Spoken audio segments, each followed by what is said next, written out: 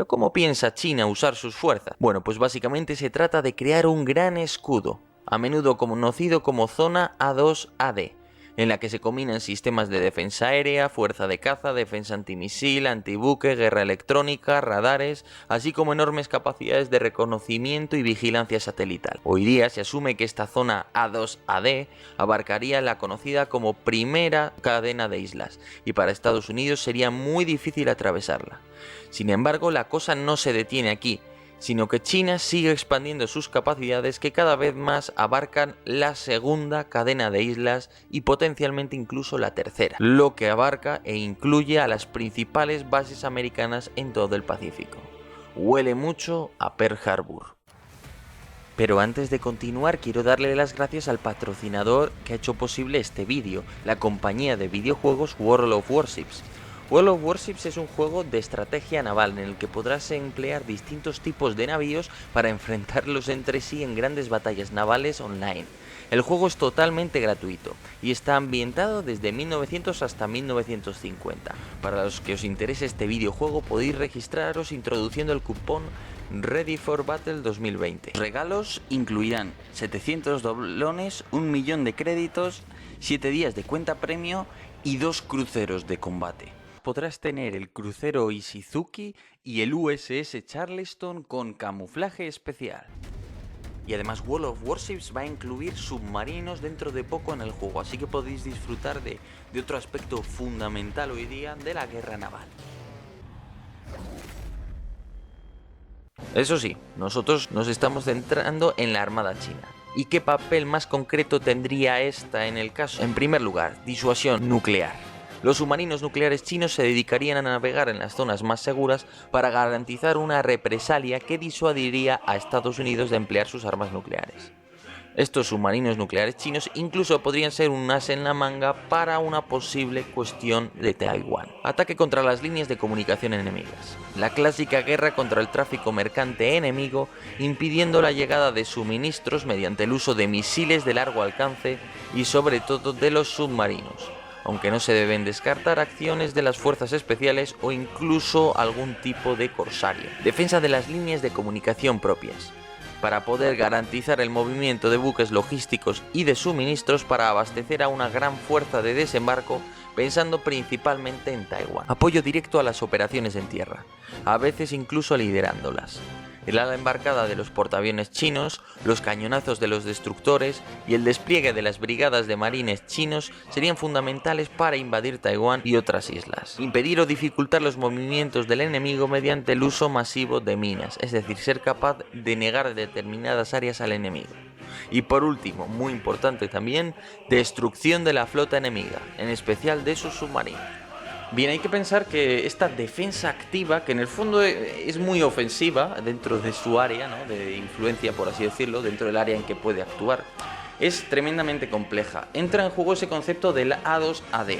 Entonces, se podría decir que idealmente el A2AD supone la integración de una enorme cantidad de medios, de comunicaciones, de centros de mando, de plataformas de reconocimiento y vigilancia, desde drones, aviones de guerra electrónica, satélites, integrar toda esa capacidad de mando, control y comunicaciones, C3, junto a una gran cantidad de sistemas de ataque, sobre todo pensando en misiles que pueden estar lanzados desde tierra, desde el aire, gracias a los bombarderos H-6, desde los buques de guerra, desde los submarinos, desde muchos lugares. Entonces, combinando un gran número de sistemas de defensa aérea, de radares, de misiles antibuque, de 1000 cosas, creas una defensa muy densa a la que el enemigo le va a costar mucho atacar. Entonces eso es el A2AD, ¿no? Podríamos decir la estrategia o la forma de hacer la guerra que tiene China. Esto exige muchas cosas. Si yo quiero detectar un portaaviones americano para poder atacarlo, pues seguramente voy a necesitar unas unidades de guerra electrónica capaces de triangularme la posición de ese portaaviones a través de las emisiones, combinado con los propios satélites, de ver que no se trata de un señuelo, porque en una guerra así pueden aparecer señuelos, lógicamente, o cosas que hasta ahora no se habían visto. Entonces, a lo que voy es a que esto supone integrar muchas armas distintas, muchas unidades distintas, muchos escalones de mando distintos para realizar estas operaciones. Por tanto, es un esfuerzo que no solo es cosa naturalmente de la fuerza naval, de la fuerza de cohetes, de la fuerza terrestre, de la fuerza marítima, sino que depende de una integración de armas combinadas muy fuerte entre los distintos elementos de las Fuerzas Armadas de China. Y ahí es donde la Armada China pues tiene un papel importante. Y finalmente llegamos a lo último en la estrategia naval de China: la doctrina de los mares lejanos, que se ha estado gestando durante los últimos 10 años y a la vez será el punto de partida de China durante las décadas venideras. La doctrina de la costa cercana de los años 50 estaba pensada para una flota de costa. La doctrina de la defensa activa de los mares cercanos de los años 80 estaba concebida para una flota de aguas verdes con capacidad de proyección regional. Sin embargo, la doctrina de los mares lejanos, a partir sobre todo de 2020, implica una flota de aguas azules, una flota oceánica con capacidad de proyección en todo el planeta. La doctrina de los mares lejanos supone desplegar fuerzas importantes más allá de las 1000 millas náuticas, llegando por tanto al Océano Índico, a Oceanía y más allá. La posibilidad de desplegar en cosa de semanas una fuerza aeronaval con su propio tren logístico, sus propias fuerzas de tierra y el apoyo de activos tales como misiles de largo alcance, satélites y medios similares, hasta hace poco era casi patrimonio exclusivo de Estados Unidos y en una medida muy inferior de algunas potencias europeas. Sin embargo, China ya tiene esta capacidad. Por ejemplo, los portaaviones Liaoning pueden desplegar casi 30 cazas polivalentes J-15, pero dentro de poco entrarán en servicio hasta 3 nuevos portaaviones, a cual más grande. Los buques de asalto anfibio de la clase Yuzhao pueden transportar un batallón de los marines completamente equipado. Los buques de la clase Dayun y Fuyu permiten transportar en sus bodegas y en sus cisternas grandes cantidades de pertrechos y combustible, a fin de aumentar el radio de acción y la autonomía de la flota. También están entrando en servicio los nuevos destructores de la clase Renhai, con capacidad para albergar más de 100 misiles cada uno de ellos, y además proporcionar defensa aérea a sí mismos y a los portaaviones, e incluso apoyar desembarcos con sus cañones. Los submarinos convencionales de la clase Yuan también pueden proteger a la flota china de los submarinos enemigos, y asimismo encontramos satélites de comunicaciones y de vigilancia. Y a todo esto hay que añadir las buenas relaciones de China con numerosos países de África llenos de puertos amigos para Pekín, y en particular también la base militar de China en Djibouti, desde donde los drones pueden desplegar y hay muelles y otras instalaciones navales. Si algo refleja el deseo de la Armada china de expandirse, de tener capacidad de proyección ya no en la región, digamos, Asia-Pacífico o Indo-Pacífico, como queramos, sino mucho más allá, es la base que han desplegado en Djibouti, que es una base que tiene tropas de tierra, muelle, puerto, digamos, aeropuerto, es decir, todo lo necesario para ser una base con todas las de la ley. Las bases militares te permiten muchas cosas, entre otras cosas, hacer un despliegue más rápido en una zona, en un territorio. ¿Por qué esto es importante? Porque al final tú tienes aliados en una zona, te puede interesar emplear los buques del ejército para abastecerles de armas ante la posibilidad de una insurgencia, te puede interesar que ese aliado sepa que puedes poner un batallón de marines chinos en una semana, cuando si no tuvieras esa base pues tardarías tanto que le interesa poco o nada, ¿no?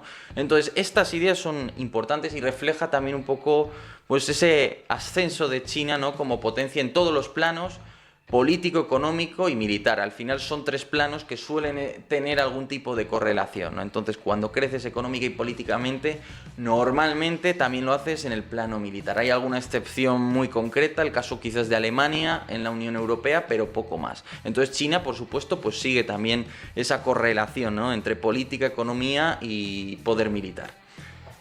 Hay una cosa que es interesante, que son los Small Battle Groups, los pequeños grupos, digamos, de combate que puede desplegar China.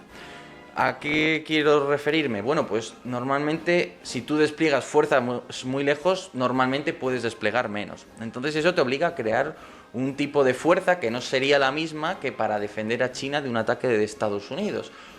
¿A qué voy? A que China está a día de hoy probando, experimentando y desarrollando tácticas para grupos de combate un poco al estilo de esos portaaviones estadounidenses, que son pequeñas flotas en sí, tienes al portaaviones estadounidense, a un submarino que le acompaña para protegerle de otros submarinos, 2 o 3 escoltas, que pueden ser, por ejemplo, 2 destructores y un crucero, ¿no? Uno se encarga de perseguir a los submarinos enemigos y los otros 2 de defensa aérea. Bueno, esto ya es un grupo de combate, y si le añado unos buques de asalto anfibio puedo llevar 1 o 2 batallones de marines dentro. Entonces, se trata de que China está experimentando eso, crear ya una unidad, pensando mucho en una unidad pues solo con sus destructores y fragatas, con buques de línea que no tienen aeronaves. No, o sea, que no tienen un ala, mejor dicho, embarcada. En el caso de que tengan un portaaviones, ¿no? ¿Cómo sacarle el máximo partido a la fuerza más pequeña de la que puedes desplegar junto a China, que vas a desplegar en África, en Djibouti, en el Océano Atlántico, donde tocase, ¿no? Esta es un poco la idea. Entonces ahí está esa figura de los Small Battle Groups con los que está ahora aprendiendo China. ¿Cuántos buques de escolta necesita un portaaviones? Si solo tengo destructores y fragatas, ¿cuántos es ideal que conformen un grupo de batalla? 2, 3, 4, 5, y si integramos un buque de asalto anfibio y un buque de apoyo logístico para reabastecerles y que tengan más autonomía, submarinos, ¿qué misión van a tener? Bueno, pues todo ese tipo de cosas están ahora mismo desarrollándolos a través de esa idea de los Small Battle Group. En realidad, debemos puntualizar varias cosas. La doctrina de la defensa activa de los mares cercanos, nacida en los años 80, se complementa con la doctrina de los mares lejanos. No es que la una sustituya a la otra, ojo. Es decir, China tiene 2 grandes necesidades estratégicas. La primera de ellas pasa por generar disuasión ante Estados Unidos, lo que exige unas fuerzas potentes y con planes defensivos claros. La segunda pasa por proteger los intereses chinos en ultramar, lejos de la metrópoli, a fin de proporcionar a la diplomacia china un respaldo militar, poder intervenir en lugares alejados de la patria y en particular para poder proteger las rutas marítimas internacionales que son esenciales para la economía de China. De ahí el interés de Pekín en participar en diversas operaciones contra la piratería que acosaba estas rutas. La primera necesidad exige construir las fuerzas y sus planes con el fin exclusivo de enfrentarse a la gran potencia militar del planeta, a Washington, en mares que no disten más de 1000 millas náuticas de la China continental.